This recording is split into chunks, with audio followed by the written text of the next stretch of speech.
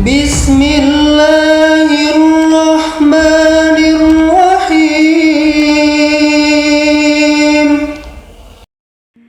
Assalamualaikum warahmatullahi wabarakatuh. Sahabat beriman, harta tahta wanita. Ketiga hal ini selalu dikait-kaitkan sebagai tantangan bagi para pria di luar sana. Bahkan dianggap sebagai kelemahan kaum pria. Tapi, pernahkah kamu berpikir apa saja yang menjadi godaan bagi kaum Hawa? Ternyata Rasulullah sudah pernah membagikan rahasia ini. Penasaran? Tonton video ini hingga akhir. Dari dulu hingga kini, sepertinya wanita selalu terpenjara dalam sikap diskriminasi orang-orang di sekitarnya.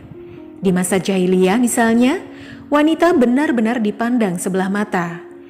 Tidak dianggap, bahkan hanya sebagai babu atau pemuas nafsu pria-pria bejat yang tergoda dengannya. Dulu, mau sekeras apapun wanita melakukan perlawanan, pastinya akan berakhir sia-sia. Tak ada yang bisa memperjuangkan harga diri mereka kecuali diri mereka sendiri. Sebab para pemimpin pun sama sekali tak peka dengan status wanita saat itu. Perlakuan buruk ini sebenarnya dilatar belakangi oleh akidah atau keyakinan yang melenceng dan juga bobroknya akhlak di masa jahiliyah. Dilansir dari channel YouTube Santri Senior, Kiai Haji Toha Abrori menjelaskan bahwa perempuan begitu dipandang negatif dalam pergaulan masyarakat jahiliyah. Bahkan, orang-orang jahiliyah menganggap bayi perempuan sebagai aib. Misalnya saja yang tercantum dalam surah An-Nahl ayat 57 hingga 59. Dan bagian dari kekafiran mereka adalah kepercayaan mereka bahwa para malaikat adalah anak-anak perempuan Allah. Maha suci Allah dari apa yang mereka katakan ini. Padahal mereka sendiri selalu menginginkan anak-anak laki-laki.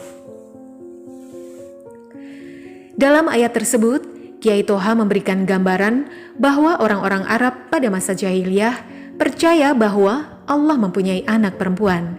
Yang dimaksud al-banat dalam ayat itu adalah para malaikat. Orang-orang jahiliyah meyakini bahwa malaikat itu adalah anaknya Allah. Pada ayat itu, Allah Subhanahu wa Ta'ala menjawab dengan lafaz Subhanallah atau Maha Suci Allah yang memiliki makna bahwa keyakinan orang Arab jahiliyah bahwa Allah mempunyai anak perempuan itu adalah salah.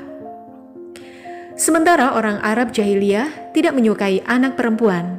Di tengah huru-hara tersebut, Rasulullah SAW pun hadir dan membela kaum-kaum tertindas, mengeluarkan mereka dari lubang gelap dan kembali mengangkat derajat mereka yang lemah, termasuk para perempuan.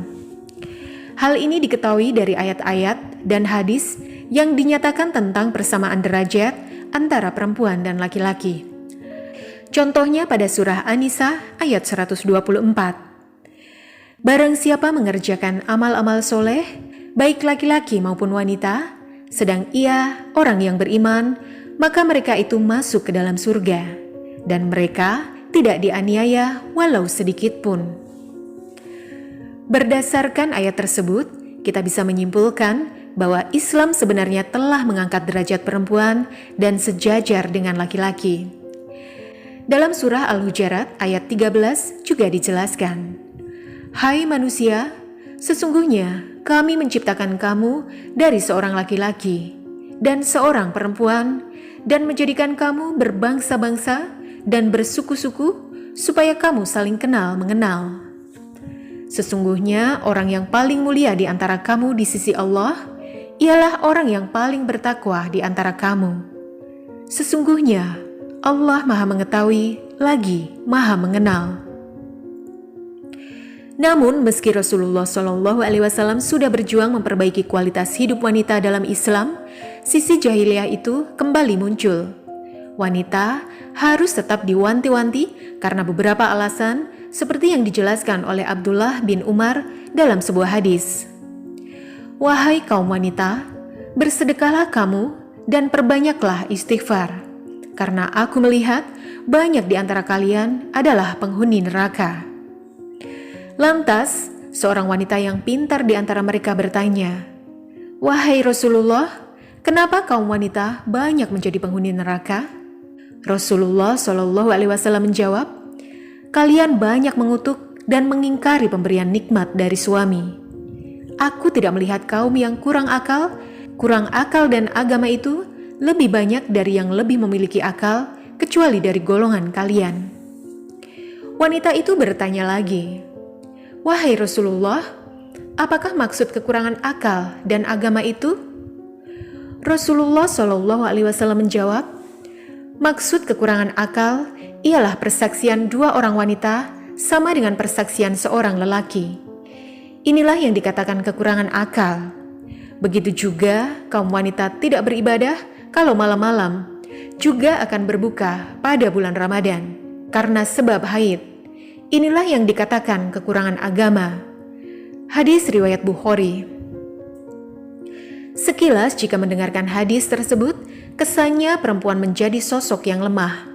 Padahal sebenarnya tidak demikian. Secara psikologi, perempuan dinilai memiliki kepekaan sosial dan sisi emosional yang lebih tinggi dibanding laki-laki. Karena alasan inilah yang membuat beberapa ulama sepakat bahwa perempuan mungkin kurang jernih dalam mengambil keputusan, terutama terkait urusan-urusan publik. Namun, perlu diingat bahwa pernyataan tentang kurangnya akal perempuan hanya dalam persaksian dan masih dalam ranah ijtihad, belum mendapatkan putusan yang pasti. Hal ini juga menyebabkan wanita sering dianggap kelas kedua dalam berbagai aspek. Meskipun saat ini wanita dianggap memiliki potensi yang sama, bahkan lebih baik daripada laki-laki. Dalam majalah Forbes, dijelaskan bahwa wanita memiliki kecerdasan tidak hanya IQ, tetapi juga EQ atau kecerdasan emosional. Bahkan otak wanita dikenal lebih aktif dibanding pria. Dalam beberapa penelitian neurologi, penelitian ini menemukan bahwa otak wanita memiliki aktivitas lebih tinggi di bagian wilayah otak yang berhubungan dengan pengambilan keputusan, fokus, dan kontrol impuls. Hal ini dapat menjelaskan mengapa wanita memiliki intuisi yang lebih kuat, empati yang lebih besar, dan kendali diri yang lebih baik dibandingkan pria. Jadi kemampuan ini seharusnya tidak menjadi hambatan bagi wanita untuk berkarya dalam kepemimpinan. Buktinya, ada beberapa tokoh perempuan terkenal seperti Jacinda Ardern, yaitu Perdana Menteri Selandia Baru, Kamala Harris, Wakil Presiden Amerika Serikat, dan Sayyidah Khadijah telah membuktikan bahwa wanita dapat sukses dalam berbagai peran, termasuk sebagai pemimpin dan memanfaatkan kecerdasan emosional mereka secara bijak di dalam pekerjaannya. Sahabat beriman, apa kelemahan wanita menurutmu? Wallahu a'lam bishawab. Wassalamualaikum warahmatullahi wabarakatuh.